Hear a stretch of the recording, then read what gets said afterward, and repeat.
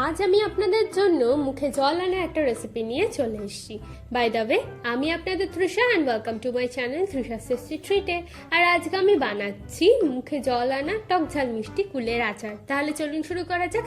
এই কুলের আচার বানানোর জন্য আমি এখানে 400 গ্রাম কুলকে 3 থেকে 4 দিন রোদে ভালো করে শুকিয়ে নিয়েছি। এবার এর মধ্যে জল দিয়ে 3 থেকে 4 বার ভালো করে আমি কুলটাকে ধুয়ে নেব। এবার এই কুলগুলোর মধ্যে আমি জল দিয়ে দেবো,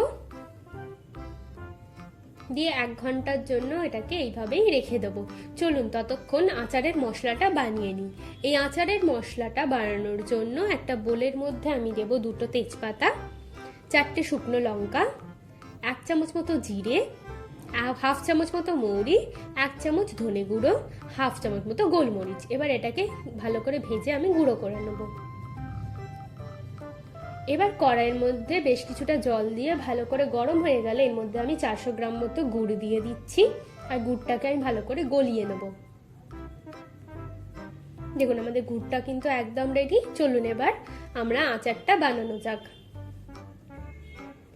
প্রথমে কড়াইতে সর্ষের তেল দিয়ে দেব, আর তেলটাকে আমরা ভালো করে গরম করে নেব। এবার এর মধ্যে একটা শুকনো লঙ্কাকে ভেঙে দিয়ে দিচ্ছি, আর দিচ্ছি 1 চামচ 5 ফোড়ন। এবার একটু ভেজে এর মধ্যে আমি কুলগুলোকে দিয়ে দেবো।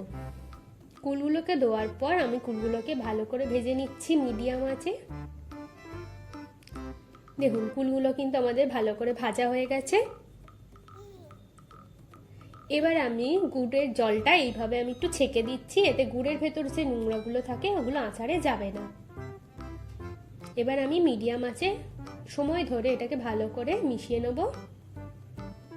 এই কুলের আচার কিন্তু হতে 10 থেকে 12 মিনিট মতো সময় লাগে, কিন্তু এটা খেতে কিন্তু সত্যি ভীষণই ভালো হয়।